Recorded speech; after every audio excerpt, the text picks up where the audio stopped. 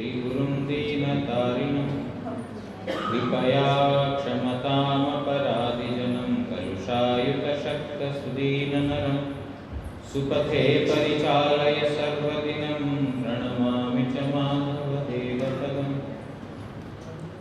वाञ्छाकल्पतरुभ्यश्च कृपासिन्धुभ्य एव च पतितानां पावनेभ्यो वैष्णवेभ्यो नमो नमः। नमो महावदान्याय कृष्णप्रेमप्रदायते कृष्णाय कृष्णचैतन्यनाम्ने गौरस्विषे नमः। पञ्चतत्त्वात्मकं कृष्णं भक्तरूपस्वरूपकं भक्तावतारं भक्ताख्यं नमामि भक्तशक्तिकं। तप्तकाञ्चन गौराङ्गी राधे वृन्दावनेश्वरी वृषभानुसुते देवी प्रणमामि हरिप्रिये। हे कृष्ण करुणा सिन्धो दीनबन्धो जगत्पते गोपेश गोपिका कान्त राधा कान्त नमोऽस्तुते। भुजे सव्यवेणुं शिरसि शिखिपिच्छं कटितटे दुकूलं नेत्रान्ते सहचरकटाक्षं विदधते सदा श्रीमद्वृन्दावनवसति लीलापरिचयो जगन्नाथस्वामि नयनपथगामि भवतु मे।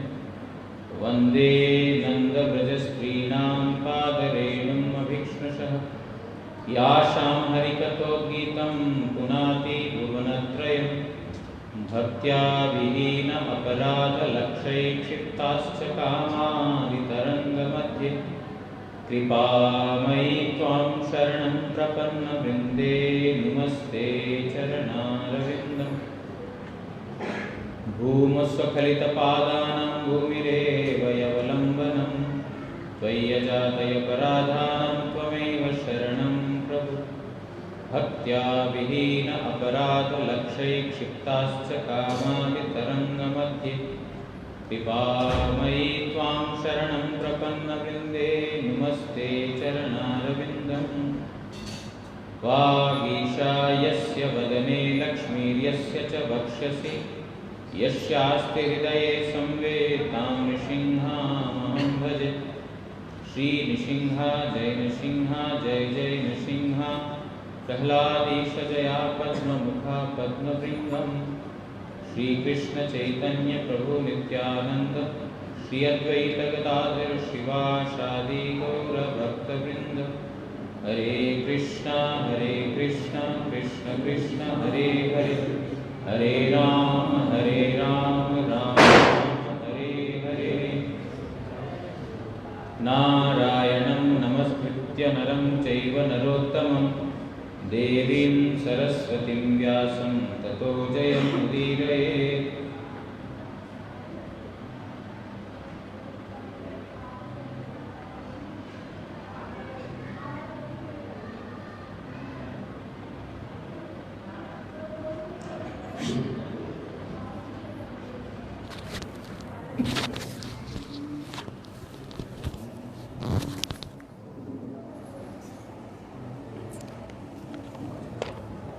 श्रीमद् भागवत से अष्टम स्कंद द्वितीय अध्याय गजेंद्र का प्रसंग श्रवण कर रहे हैं हम लोग।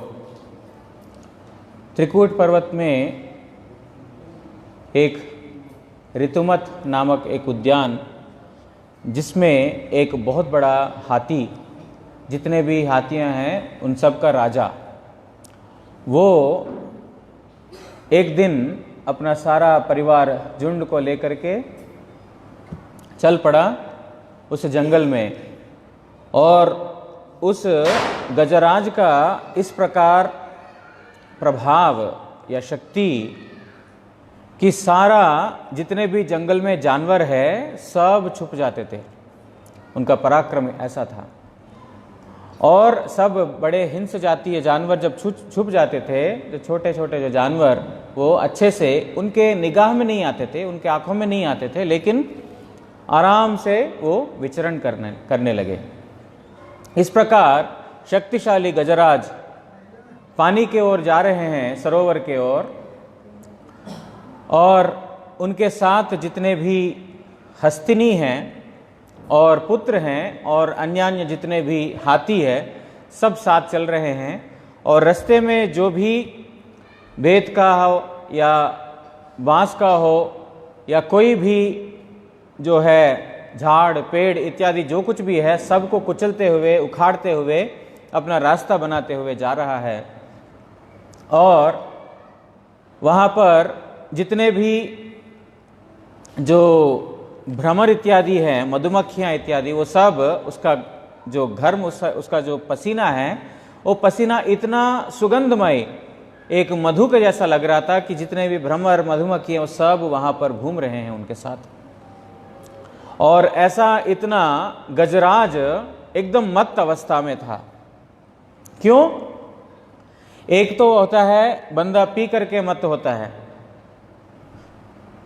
जो शराब पीता है उसमें मत्त होता है।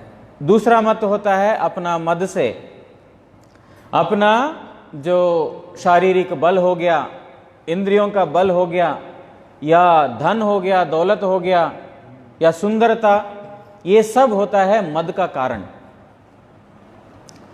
क्योंकि हमको लगता है ये सब हमको रक्षा करने वाला है। जिसके पास ज्यादा धन है वो हमेशा मद में रहता है, जिसके पास सुंदरता है वो भी मद में रहता है, और विद्या वो भी। कुंती देवी प्रार्थना करती है श्री कृष्ण को, जन्म ऐश्वर्य श्रित श्री भी एदमान मदह पुमान। एक व्यक्ति को क्या वस्तु मद देते हैं? जन्म, किसी का उच्च कुल में जन्म हुआ है, ब्राह्मण कुल हो सकता है, या तो बहुत बड़ा धनी का घर में हो सकता है, या प्रधानमंत्री या प्रेसिडेंट किसी के घर में, जो बहुत नामी व्यक्ति उसके घर में जन्म लिया है, मैं फलाना का बेटा हूं, मद होता है। ऐश्वर्य, जिसके पास संपत्ति ज्यादा है, धन ज्यादा है, किसी का केयर नहीं करता है, वो अपना ही मद में घूमता है। श्रित विद्या, जिसका विद्या है, बहुत पढ़ा लिखा है, पीएचडी कर लिया है, या तो बहुत बड़ा डॉक्टर बन गया है, इंजीनियर बन गया है, उसका भी एक मत रहेगा। क्यों? ये सब आदमी को लगता है कि ये सब जो जिसके पास रहेगा उसका सबसे उसका हाथ ऊपर रहेगा। और श्री, जिसका सुंदरता है, ये सब क्या बोलते हैं? आदमी को मत देने वाला है। नैवार्हत्य विधातुम वही, हे प्रभु, ये जो लोग आपके मतलब इन सब सांसारिक चीजों में मत है, उनको अर्हति नहीं है, उनको योग्यता नहीं है आपका दर्शन करने के लिए। क्यों? त्वाम अकिंचन गोचरम, आप किसी को दिखाई देते हैं केवल मात्र वो अकिंचन व्यक्ति को ही दिखाई देते हैं, जो अपना नाम के अपना करके कुछ अपने पास नहीं रखा है, वो व्यक्ति को ही आप गोचरीभूत होते हैं, उसी व्यक्ति को आप दर्शन देते हैं, उसी व्यक्ति के साथ आप रहते हैं। इसीलिए सांसारिक लोगों के हिसाब से दरिद्रता हो सकता है कि बहुत बड़ा अभिशाप है, लेकिन वास्तविकता में भजन के तौर पे देखा जाए वो दरिद्रता बहुत बड़ा एक आशीर्वाद है। क्यों? वो व्यक्ति हमेशा, उसको मद तो रहेगा नहीं, हमेशा भगवान के ऊपर निर्भर रहेगा। इसीलिए ये सब जितना भी आते हैं मत्तता, ये यहां पर गजराज को किस लिए मत्तता है? कौन मेरे को कुछ कर सकता है इस जंगल में? यही तो मद है। इस मद से भ्रमण कर रहा है और रास्ते में कोई भी आया केयर नहीं कर रहा, उसका भी जीने का कोई इच्छा है, कुछ नहीं केयर कर रहा है, मेरे पास शक्ति है, बस चलो, जिसको जो होता है देखा जाएगा। धन जन यौवन पर फूल रहा, मीठे झूठे जीवन पर भूल रहा, ये फूल तेरा कुम्हलाएगा, मत भूल मनुष्य पछताएगा।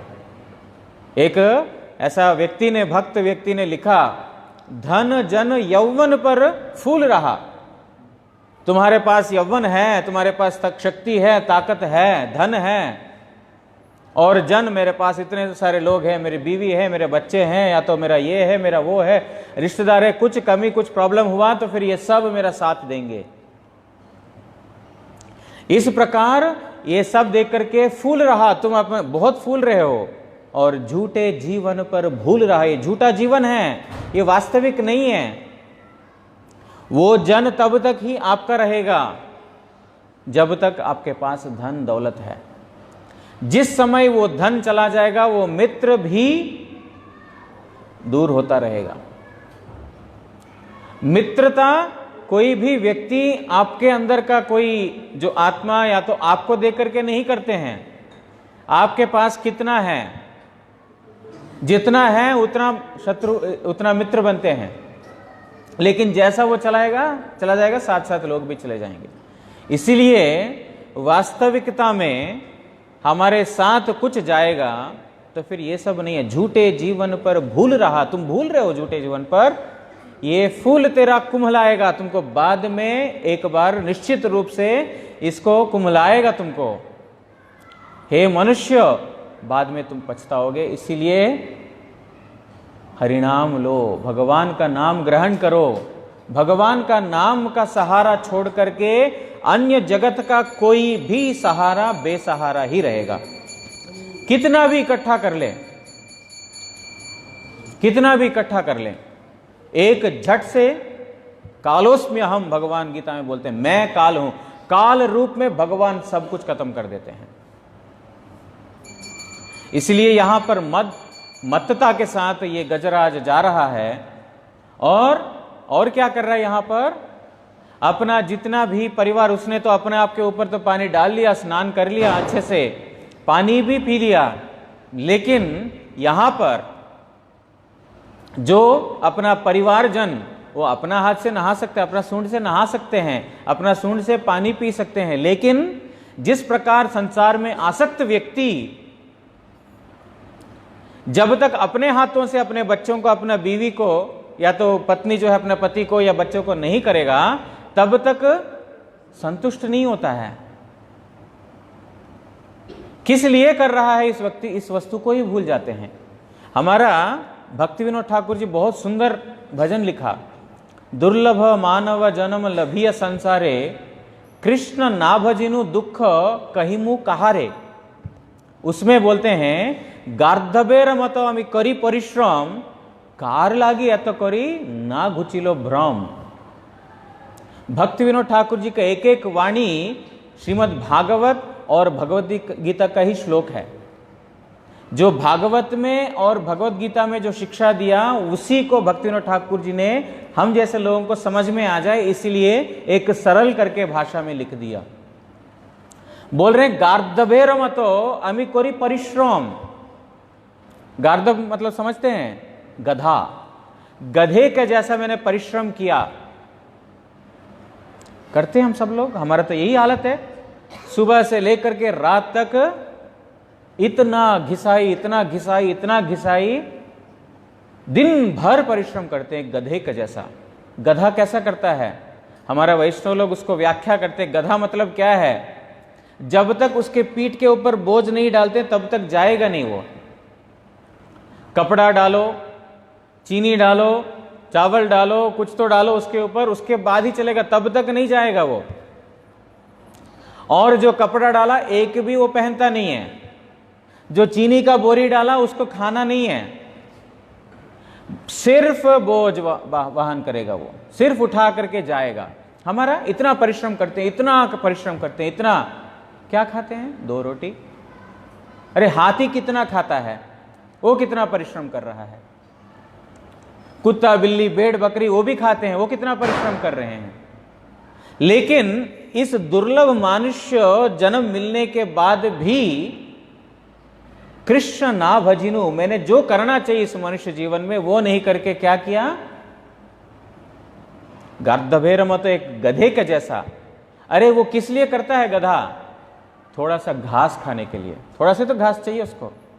अरे पूरा घास पड़ा है, मैदान में चले जाओ, पूरा घास ही घास है, खाने के लिए तो कोई ये नहीं है। लेकिन उसको लगता है जब तक मैं ला दूंगा नहीं तब तक मेरा मालिक घास नहीं देगा। अरे भगवान बड़ा मालिक, उसने ऑलरेडी घास दे के रखा है। लेकिन उसको समझ में नहीं आता है। मैं जब तक ला दूंगा नहीं तब तक मेरे को खाने को देगा नहीं मेरा मालिक, और जो लाद रहा है उसको भोगने के लिए कुछ मिलेगा ही नहीं। इसीलिए गधा बोलते हैं हमको, गधा इसलिए बोलते हैं कि हमको समझ में नहीं आता है। तो यहां पर भक्तिविनोद ठाकुर जी बोल रहे हैं, गार्धवेर मतो अभी कोरी परिश्रम, मैं परिश्रम कर रहा हूं। कार लागी या तो कोरी, मैं किसके लिए कर रहा हूं ना घुचिलो भ्रम, अभी तक ये भ्रम मेरा गया ही नहीं। किस लिए कर रहा हूं ये भ्रम ही गया नहीं। किस लिए कर रहा हूं? जो नश्वर व्यक्ति है, जो नश्वर वस्तु है, जो हमारा टाइम पे सहारा देगा कि नहीं पता नहीं, ऐसा व्यक्ति के लिए हम पूरा जीवन समर्पण कर लेते हैं। और जो हमको हमेशा बचाएगा और हमको बचाने के लिए ही सब समय तैयार बैठा भगवान, उनके लिए कोई हमारा दिमाग उस साइड जाता ही नहीं। इसीलिए ये भ्रम ऐसा भ्रम है कि अनादिकाल से चला आ रहा है, लेकिन अभी तक वो किसी का भी भ्रम गया नहीं। दादा परदादा, उनका परदादा, सब लोगों ने करके देख लिया जो अभी संसार में चल रहा है कि नहीं। पुनश्चर्वित चर्वणानाम, जो चूसा हुआ को बार बार चूस रहे हैं, शायद मेरे को कुछ स्वाद मिल जाए, शायद मेरे को कुछ स्वाद मिल जाए। लेकिन प्रहलाद महाराज बोलते हैं उसका क्रिया शून्य होगा, कुछ नहीं मिलेगा। चूस चूस के छोड़ दिया, उसमें कोई रस नहीं है। ये संसार उसी प्रकार है, नीरस है, इसमें कोई रस नहीं है। लगता है रस, क्यों? ये सब एक माया का एक विशेष क्रिया है।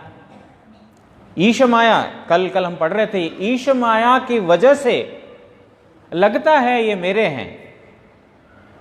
जो कल हम बोल रहे थे ना, राजा चित्रकेतु को पुत्र हुआ था, विस्तार से नहीं सुनेंगे, वो टाइम लगेगा।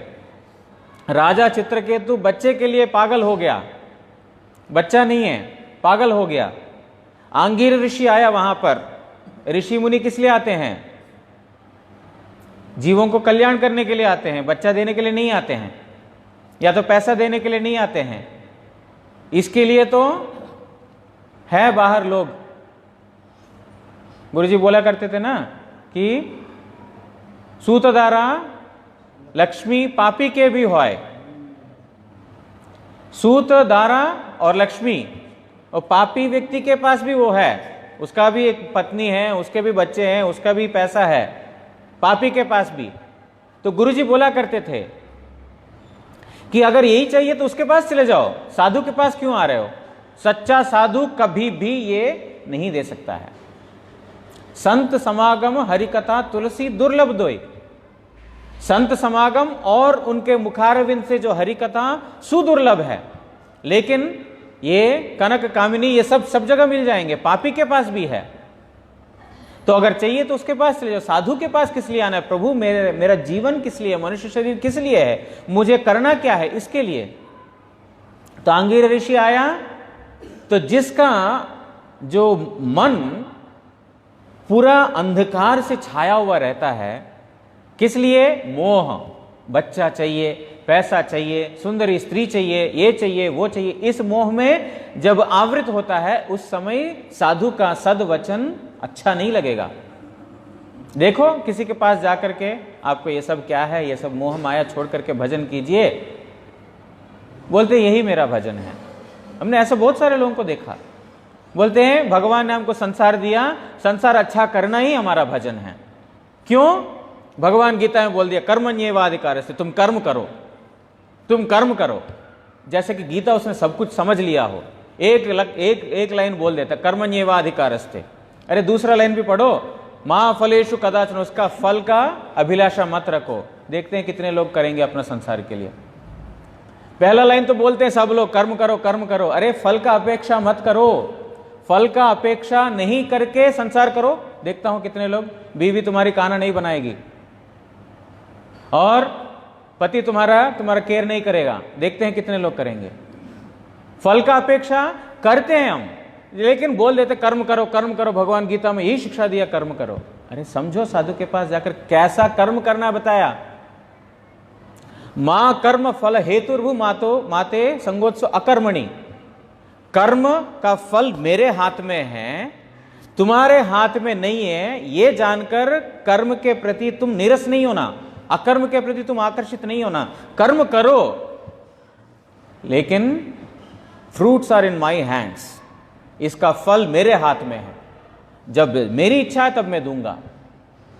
लेकिन जब मोह से आवृत हो जाता है, जब चित्त, उस समय साधु जो सद्वचन देने के लिए भी आते हैं, संसार संसार करी मीछे गेलो काल, लाभ न होइलो किछु घटिलो जंजाल। भक्तिविनोद ठाकुर इतना सुंदर अद्भुत रूप से बता दिया। संसार संसार, मेरे बीवे मेरे बच्चे, मेरे बीवी मेरे बच्चे, करते करते करते करते करते करते मीछे गेलो काल, पूरा समय नष्ट हो गया, नष्ट कर दिया पूरा समय। बुढ़ापा आ गया, लाभ ना होइलो किछु, कुछ लाभ हुआ नहीं। जिसको मैंने पुत्र समझा वो पुत्र नहीं निकला, जो ये करेगा सोचा वो नहीं किया, जो पत्नी मेरे साथ रहेगी उसको जो है अच्छा नहीं लगा, और कन्या मेरी किसी के साथ विवाह करके चले गई। लाभ ना होइलो किछु, कुछ लाभ तो हुआ नहीं, घटिलो जंजाल, ऊपर से जंजाल जमेला पा रहा हूं मैं। भक्तिविनोद ठाकुर जी का एक एक वाणी हृदय को हिलाने वाला है।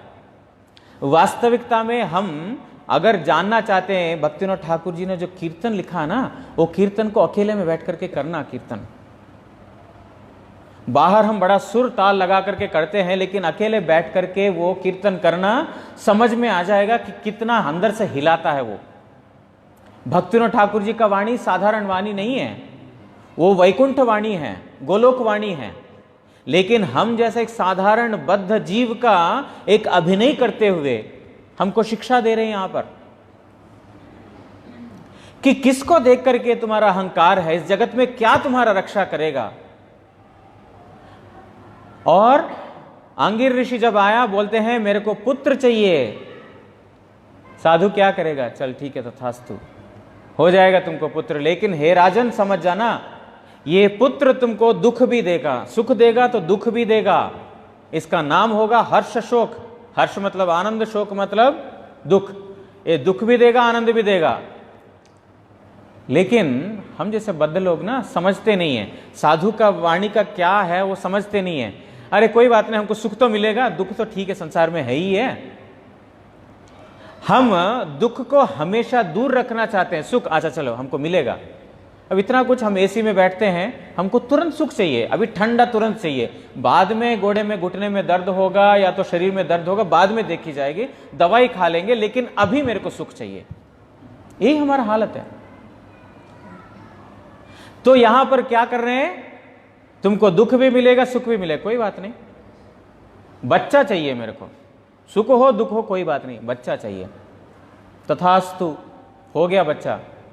100 रानियां हैं, 100 रानी में से एक को हुआ बच्चा, 100 रानियों में से किसी को भी नहीं हुआ। अब ऋषि का आशीर्वाद के फल से एक रानी को, प्रधान रानी को बच्चा हुआ। और नेचुरल है कि इतना साल के बाद बच्चा हुआ तो किसी का भी आसक्ति तो वहीं पे होगा। बच्चे के पास जाने लगा, रोज बच्चे के पास जाएगा, उसी पट्ट महिषी के पास जाएगा, बार बार जाएगा। और बाकी 99 जितने भी रानियां हैं, क्या होगा, नेचुरल। संसार में यही है, ईर्ष्या। एक जो है दूसरे का तरक्की देख नहीं सकते हैं। अब इतने साल के बाद बच्चा जन्म हुआ, चलो ठीक है, राजा का कुछ दिन तो उसका मोह होने दो ना, मेरे पास क्यों नहीं आएगा राजा। सब लोगों का, क्या स्त्री, क्या पुरुष, क्या पुत्र, क्या सबका यही हालत है। तो क्या किया, उस बच्चे को विष खिला करके मार दिया। उस बच्चे को विष खिला करके मार दिया। जिस राजा को 4-5 साल जितना साल रहा उतना साल दुख सुख मिला, उसके बाद कितना समय दुख मिला उसको। अब बच्चा नहीं होता है, उनको लगता है कि बहुत बड़ा कष्ट है, लेकिन बच्चा होने के बाद जो मर जाता है ना, उसके बाद पता चलता है उसका और दुख खत्म नहीं हो रहा। इस बार आंगिर ऋषि नारद के साथ आया। अब इसको कथा सुनाना ही है, अब इसको सुना करके बोलना ही है संसार का अनित्यता, साधु का हमेशा यही कृपा रहता है। साधु इधर उधर क्यों भ्रमण करते हैं?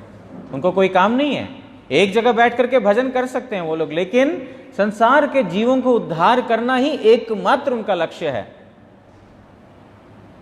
तो इसके लिए वो नारद ऋषि को लेके गए, और ये राजा चित्रकेतु का दुख ही खत्म नहीं हो रहा है, रो रहा है, रो रहा है, रो रहा है, आंसू ही खत्म नहीं हो रहे हैं। तो वहां पर मृत पुत्र को जीवित किया नारद गोस्वामी ने। जो बच्चा मर गया उसको जीवित किया। क्यों? अब मैं शिक्षा दूंगा, सुनेगा नहीं है। अब मोह है ना, जितना मोह है उतना ही उसके अंदर आसक्ति, कि उस समय भगवान का कोई भी शब्द बोलो कान में जाएगा नहीं। अब लेके जाते हैं राम नाम सत्य, कितने लोग वास्तविकता में राम नाम ले रहे हैं, रोते रोते राम नाम सत्य, वो तो उसके लिए रो रहे हैं, वास्तविकता में राम नाम का सत्यता जान ही नहीं रहे हैं। तो ये नारद गोस्वामी ने सोचा कि मैं बोलूंगा तो सुनेगा नहीं, तो मृत पुत्र को फिर जीवित किया। बच्चा अब उठ जा तू।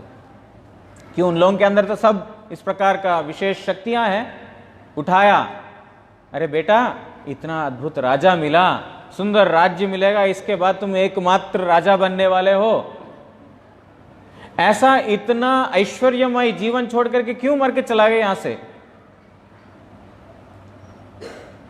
तुम्हारा पिता, तुम्हारा माता तुम्हारे लिए देखो कितना रो रहे हैं। तो जो मृत शिशु उठ करके बोलने लगा, कौन माता कौन पिता? हे प्रभु, मेरा तो बहुत ज्यादा जन्म हो गए हैं, अभी बहुत सारे हो गए मेरे जन्म। कौन सा जन्म के माता पिता हैं ये? आप मुझे बताइए, कौन से जन्म के माता पिता हैं? अरे ऐसा क्यों बोल रहे हो? ना, मेरा कर्म की वजह से मैं यहां पर जन्म लिया, अब वो कर्म खत्म हुआ, कहीं और जन्म लूंगा, उसके बाद कहीं और जन्म लूंगा। ये कर्म का चक्कर से ही मेरा जन्म मृत्यु हो रहा है। इसी वजह से मैंने बहुत सारे माता पिता को बदल लिया है। कौन सा माता पिता, कौन सा जन्म का? जब मृत शिशु से इस प्रकार का वाक्य सुना, राजा का आंख खुले कि क्या बोल रहा है ये, कि कौन सा जन्म का? क्यों? वो इतना मोहित हो गया, इतना आसक्त हो गया अपना पुत्र के प्रति। वही पुत्र जब ये वाक्य बोलने लगा, धीरे धीरे धीरे धीरे उसका मोह दूर जाने लगा। उसके बाद नारद गोस्वामी से उन्होंने पूरा भगवत तत्व के बारे में, आत्म तत्व के बारे में, जीव तत्व के बारे में, भक्ति के बारे में उन्होंने श्रवण किया। उसके बाद महान भक्त बना चित्रकेतु, बहुत बड़े वैष्णव बन गए वो। उसके बाद मोह खंडित होने के बाद, श्री गुरु कृपाय भेंगे चे सपन बुझेछि एकोन तुमी अपन तब निज जन परम बांधव संसारा कारागरे। भक्तिविनोद ठाकुर जी, उनके गीत में सब कुछ है। अगर भक्तिविनोद ठाकुर जी का भजन पढ़ लिया तो फिर और कोई शास्त्र पढ़ने का जरूरत नहीं है। गुरु वैष्णवों का कृपा से क्या होता है? भेंगे च स्वपन, ये जगत का स्वप्न, सोते हुए सपना देखते हैं, जागते हुए भी हमारा सपना ही है। स्वप्नाभवम अस्तदीषणम पुर दुख दुखम, ब्रह्मा जी बोल रहे हैं, ये स्वप्नवत है। रात को सपना देखते हैं, सुबह उठने के बाद अरे ये तो सपना था यार, छोड़। उसी प्रकार हम दिन में भी सपना देख रहे हैं, ये मेरा पुत्र है, ये मेरा पत्नी है, ये मेरा घर है, ये मेरा मकान है, ये मेरा गाड़ी है, ये मेरी बीवी है। ये दिन का सपना है, रात का सपना वो है, दिन का सपना ये है। स्वप्नाभम अस्तदीषणम पुर दुख दुखम, ब्रह्मा जी बोल रहे हैं। क्या है? पुर दुख दुखम, थोड़ा सा अल्प दुख नहीं है, इतना दुख, जबड़ दुख, जो गुरुजी बोलते हैं कितना, मतलब इतना दुख है, इतना आसक्ति की वजह से दुख है। तो तव निज जन परम बांधव ये संसार कारागारे, हे प्रभु इस संसार रूपी कारागार में आपके भक्त ही मेरे परम बांधव है। बाकी सब लोग मेरे बंधु बांधव जैसे देते हैं दर्शन, मुझे लगता है, लेकिन वास्तविकता में मेरे बंधु कौन है? तव निज जन, हे प्रभु आपके निज जन, आपके भक्त ही मेरे वास्तव बंधु है, वे वही मेरे वास्तव मित्र हैं। क्यों? मित्र मतलब क्या है? वृत्रासुर बोलते हैं, प्रभु मेरे को कहीं पे भी जन्म दे दो, मेरे को कोई टेंशन नहीं है, मेरे को मनुष्य जन्म दो, देवता दो, आपके जो है धाम में दो, मैं ये प्रार्थना नहीं कर रहा हूं, जैसा मेरा कर्म है वैसा जिंदगी जीवन दो, मेरे को वहां पर मेरा जन्म दो, कोई प्रॉब्लम नहीं है। लेकिन मेरी एक ही प्रार्थना है कि आपके भक्त मेरे मित्र रहे, हमेशा हमेशा आपके भक्त मेरे मित्र बने, ये मेरी प्रार्थना आपसे, और बाकी आप कुछ भी बना दो, मेरे को उसका कोई परवाह नहीं है। क्यों? भगवान के भक्त जैसा मित्र मिल गया, यूं समझो संसार से तार हो गए। इसीलिए श्री गुरु की पाए भेंगे चे स्वपन, बुझे ची कौन, तुम ही अपन, इस जगत में और कोई मेरा नहीं है, सिर्फ प्रभु आप मेरे हैं। ये गुरु का कृपा से ये दिन का सपना टूटता है, दिन का सपना टूट करके हे प्रभु आप मेरे हैं, ये बाकी संसार का कारागार में कोई भी मेरा नहीं है, इस प्रकार अनुभव करेगा। ये गुरु कृपा से ही संभव है, अपनी चेष्टा से नहीं। अपनी चेष्टा से देख रहा है, देखो गजेंद्र क्या कर रहा है, पूरा त्रिकूट पर्वत को कंपित कर दिया अपना एक चरण रख करके, एक पैर रख करके। इतना बड़ा त्रिकूट हमने सुना था 80,000 मैल जिसका ऊंचाई और जिसका चौड़ाई, चारों दिशाओं में 10 दिशाओं में, उस पर्वत को कंपायमान कर दिया एक पैर रख करके। इतना प्रभावशाली गजेंद्र एक छोटा सा अपना पुत्र और पत्नी के प्रति इतना आसक्त हो गया। हिरण्यकशिपु को भी देखो, इतना पूरा विश्व ब्रह्मांड को जीत लिया, लेकिन बच्चे को देख करके आंखों से आंसू, आंखों से आंसू, इतना ममता, इतना मोह, वही पुत्र बन गया उसका वध का कारण। उस प्रहलाद ही तो बन गया उसका वध का कारण। लेकिन क्योंकि भक्त है इसीलिए उनका बहुत उत्तम गति मिला। हिरण्यकशिपु को क्या बोल रहे हो प्रहलाद, तुम्हारा पिता तो मेरे हाथ मरे हैं, मेरा हाथ जिनके ऊपर पड़ गया है उसका तो कल्याण हो गया, लेकिन तुम्हारे जैसे भक्त जिसके घर में हैं 21 जन्म का माता पिता का उद्धार ऐसे ही हो गया। मतलब एक भक्त का क्या महिमा है, पूरा भागवत भक्त का ही महिमा गान करता है। भागवत कथा क्या है, हम सब लोगों को लगता है कि भगवान की कथा है, ज्यादातर देखोगे तो फिर भक्तों की कथा है इसमें भागवत में। अम्बरीश हो गया, ध्रुव हो गया, प्रहलाद हो गया, चित्रकेतु हो गया, और जितने भी अम्बरीश, निमि, जितने भी देखोगे भक्त, भक्त का चरित्र ज्यादा है इसमें। हमको लगता है कृष्ण लीला, अरे कहां प्रवेश है हमारा कृष्ण लीला में। इस प्रकार यहां पर गजराज का ये हालत कि वो मोहग्रस्त होकर के अपना बहुत कष्ट हो रहा है, लेकिन कार लागी ऐतो करी ना घुचिलो भ्रम, किस लिए कर रहा हूं उसका भ्रम अभी तक गया नहीं, जैसा हम लोगों का है। हम लोगों का वही हालत है। गजराज मतलब क्या है, गज बुद्धि बोलते हैं ना, मंद बुद्धि जिसका, गज बुद्धि, हम गज हैं। इतना सुनते हैं, इतना पढ़ते हैं, गुरुजी ने बार बार सुनाया हमको, कथा में रोज सुनाया, गुस्सा होकर के सुनाया, प्रीति से सुनाया, डंडा दे के सुनाया, इतना कुछ किया, उसके बावजूद भी ये खोपड़ी इतना मोटा है उसमें घुसता नहीं है। ये हमारा हालत है, गज बुद्धि। इसीलिए गजराज कोई बाहर नहीं है, हम ही गज हैं। और ये जो मगरमच्छ जो अभी पकड़ने वाला है वो संसार है, मैं और मेरा, मैं और मेरा, यही।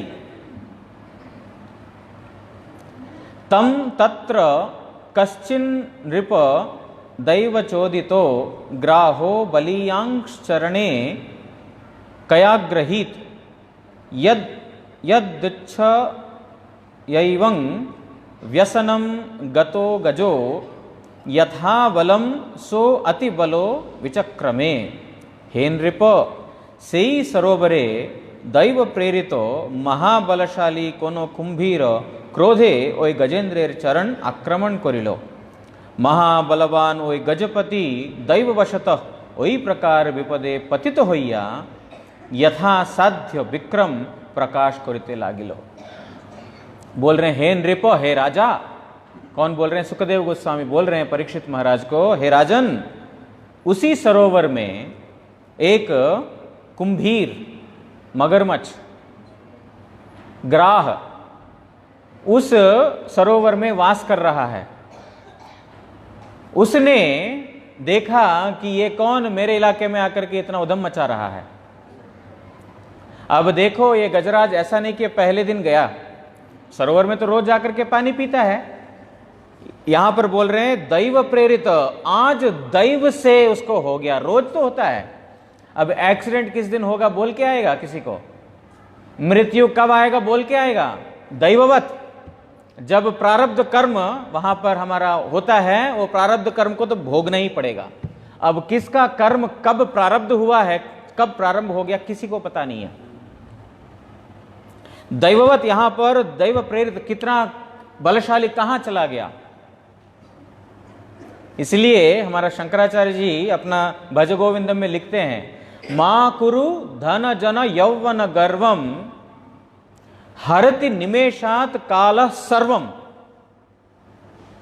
बोल रहे हैं तुम धन, यौवन और जन तुम्हारे साथ है ना, मेरे पास धन। धन मतलब क्या है? शक्ति भी तो धन है अपना, मेरा शक्ति वो भी तो धन है, और जन जितने भी मेरे परिवार, और यौवन, यौवन दशा में तो सबका तो अपने आप ही रहता है। अब बुजुर्ग होने के बाद फिर भी थोड़ा सा बेचारा, चलो उसका बोलने पे चलना पड़ेगा, इसका बोलने पे चलना, लेकिन यौवन जब तक है सिर तो नीचे होगा ही नहीं। क्यों? अपना बल दिखाएगा, शक्ति दिखाएगा। लेकिन यहां पर शंकराचार्य जी बोल रहे हैं मां कुरु, इसके ऊपर गर्व नहीं करना। क्यों? हरति निमेषात काल सर्वम। ये काल जो है ना, निमेष काल, निमेष काल समझते हैं? आंख बंद करके खोलना, उसको निमेष काल बोलते हैं। ये है निमेष काल। उस निमेष काल में आंख बंद करके खोलने का समय में हरति कौन? कालह, और कितना? सर्वम, कुछ नहीं छोड़ेगा। ये मेरा है, ये मेरा है, मायाम इदम इदम अखिलम, ये सब कुछ क्या? धन जन यौवन, ये सब मायामयम। तुमको लगता है रक्षा करेगा, ये मुझे रक्षा करेगा, ये मुझे रक्षा करेगा, लेकिन ये देखिए गज का क्या हो गया। उसने सोचा रोज तो आकर के सरोवर में पानी पी रहा है, लेकिन एकदा तत्रैकदा, एक दिन, तत्रैकदा मतलब क्या? एक दिन ऐसा घटना घट गया। तो सोचा नहीं, अगर पहले सोचा होता तो फिर डिफेंस लेके जाता अपने साथ, है कि नहीं? तैयार होके जाते हैं, हमको मालूम है कि आज एक्सीडेंट होने वाला है, तो हम पहले घर से निकलते नहीं, वर्क फ्रॉम होम कर लेते हम तो। मैं अक्सर बोलता हूं 2006 में जो हुआ था ना बॉम्बे में, बहुत बड़ा एक्सीडेंट, बॉम्ब विस्फोट, जिसके लिए कसाब को 2006 में हुआ था, ऐसे ही कुछ 5-6 में ही हुआ था। हाँ, 2011 में, बहुत पुराना है, 5-6 में ही हो गया था। तो 5-6 में होता, मैं वहीं था, बॉम्बे में ही था मैं उस समय बॉम्बे में ही था, 6 में। तो वहां पर जो बहुत बड़ा स्टेशन है, वहां पर इतना बड़ा बॉम्ब विस्फोट हो गया। वहां से संतुष्ट नहीं है, नजदीक में बहुत बड़ा होटल है जहां पर फॉरेनर लोग भी आते हैं, अशोका होटल, एकदम गेटवे ऑफ इंडिया के पास है। वहां पर बॉम्ब विस्फोट हुआ। कितने लोगों ने सोच के गया कि आज मेरा मृत्यु होने वाला है, आज मैं मृत्यु को वरण करने वाला हूं। किसी ने सोचा? तत्रैकदा, एक दिन की घटना। रोज जाकर के खाना खाते हैं, वहां पर पैसा खर्च करके लुटाते हैं, मीटिंग्स करते हैं, सब कुछ करते हैं, लेकिन एक दिन की घटना है। क्या हो गया? पूरा परिवर्तन हो गया। कहां चला गया वो पैसा, कहां चला गया वो ऐश और आराम? एक दिन ने पूरा बदल दिया। वो एक दिन कौन सा दिन है? किसी को पता है? वो कौन सा दिन वो मेरा है जो सब कुछ आकर के मुझे निगल लेगा, खा लेगा, खत्म कर देगा मेरा सब कुछ? किसको मालूम है ना? परीक्षित महाराज बहुत सौभाग्यशाली, उनको मालूम है 7 दिन में वो मरने वाले हैं। हमको पता होता तो हम नहीं करते हैं। वो और भी सौभाग्यशाली हैं कि वो मुझे क्या करना चाहिए उन्होंने उसके बारे में जिज्ञासा किया, हम वो भी नहीं करते हैं। हम तुरंत माता पिता के पास या तो बीवी बच्चों के साथ भागते, चलो एक ही हफ्ता है तो ऐश कर लेते हैं। लेकिन यहां पर जो एक दिन की घटना है, एक पल में उसने सब कुछ निमेष काल में खत्म कर दिया कि रोज जो स्नान करने के लिए जा रहा है, आज गजेंद्र को क्या हो गया, एक उसी सरोवर में रहने वाले एक कुंभीर ने क्या किया, इतना जोर से उसको पकड़ लिया और महाबलवान गजपति, ये गजपति जो गजराज है, इसका शक्ति कम नहीं है, इतना प्रभावशाली शक्तिशाली, क्या कर रहा है, वो विपद पतित होइया, उस विपद में वो पढ़ करके क्या करने लगा, यथासाध्य जितना उसको संभव है, होता ही है ना, जितना अब कोई विपत्ति में पड़ गया थोड़ी ना चल यार हो जाए, मृत्यु हो जाए, ऐसा बहुत लोग होते हैं कि भाग के चले, बहुत ही कम संख्या में कोई तो मिलेगा शायद, चल अगर लिखा है तो मरूंगा, नहीं लिखा तो आज नहीं मरूंगा, भगवान का नाम करते हैं, जो होगा देखा जाएगा, ऐसे लोग बहुत कम मिलेंगे। तो इन्होंने क्या किया, यथा शक्ति उसके पास है, उसने अपना विक्रम और पराक्रम उसने प्रदर्शन करके उसके कबल से बचने का उन्होंने प्रयास किया। तथा तुरम युथपतिम करेणवो विक्रश्यमाणं तरसा बलीयसा विचुक्र शुर्दीन धियो अपरे गजाः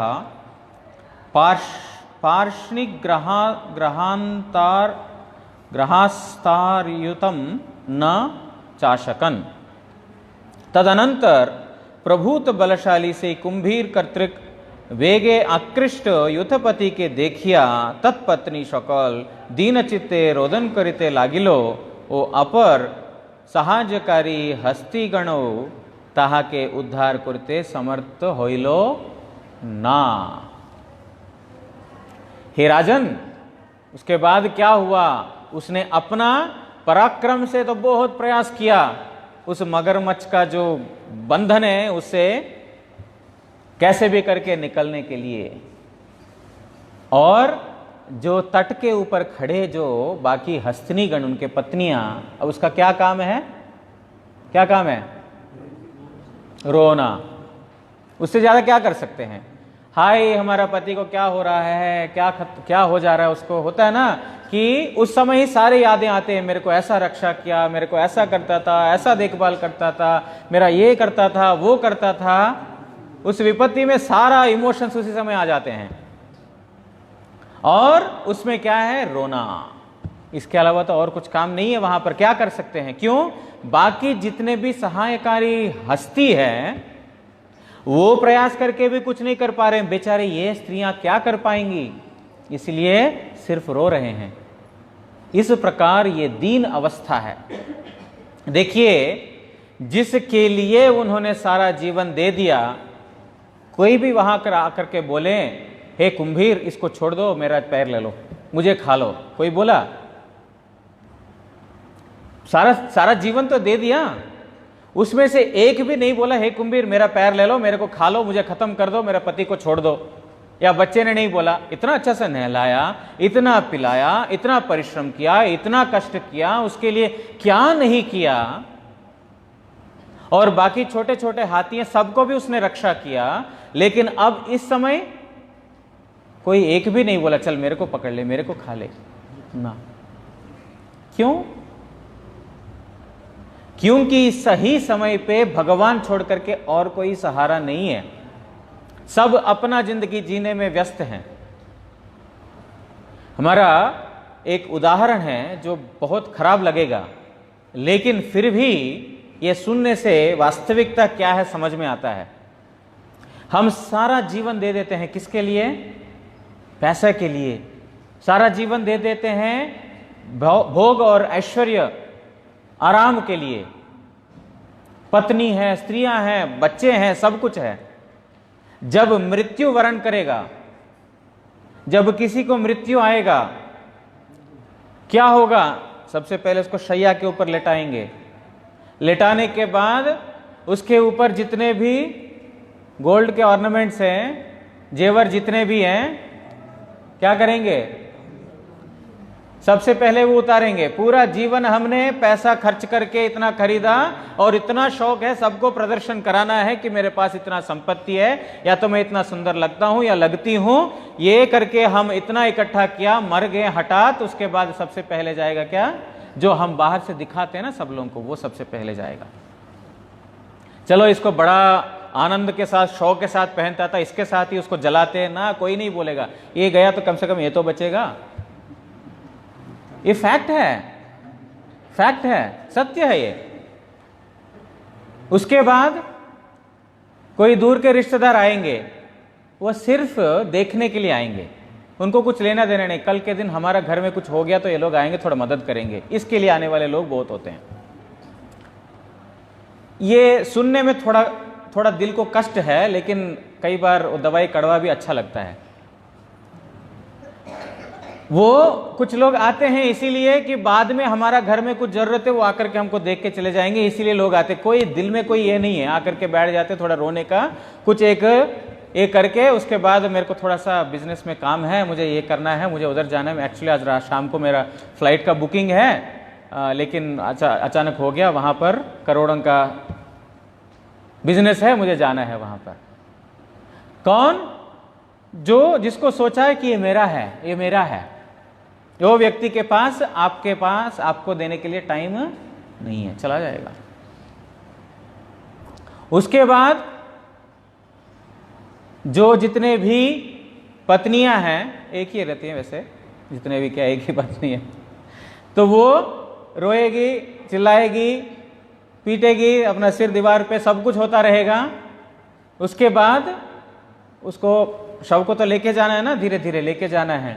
और हमारा भारतीय इसके हिसाब से स्त्रियों को स्मशान में प्रवेश नहीं है, तो जिनके लिए हमने सारा जीवन दे दिया वो घर में ही रह जाएगा। हमारा तो यात्रा चल रहा है, हमारा लाश लेके जा रहे हैं, जिसके लिए हमने सारा जीवन दे दिया पत्नी, वो रहेगी घर में, उसके साथ नाता वहां पर खत्म।